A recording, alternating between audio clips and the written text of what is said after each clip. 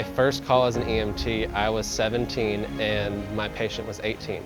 He had just overdosed and he needed CPR. And so it was 17-year-old me doing chest compressions on this 18-year-old who went to the same high school as me. There's really no telling what you're going to get next. So you could go from a psych to an arrest to a trauma, and it's always changing, so no two calls are the same.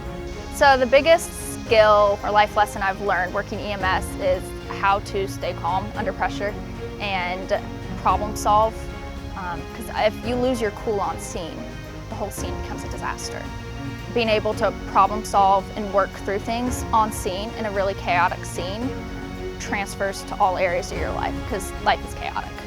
I love EMS. It's actually changed my career path.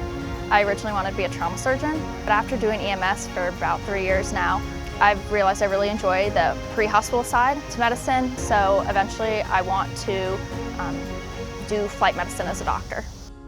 So when I was touring the college, I learned about the EMS program, and that was something really unique to this college, and partly of why I chose it, because not all colleges have a program like this where they teach you how to be an EMT, they teach you how to ride the streets, they teach you everything you need to do to get the hours for med school and to get these volunteer hours. And on top of that, it's also free to the students, and so you're not only getting the hours that you need for medical school, but you're also providing a great service for the Charleston community. Personally, I think CofC EMS is a very unique program, and for that reason I spend 40-ish hours here a week on a volunteer basis. It mainly has to do with the peers I'm working with.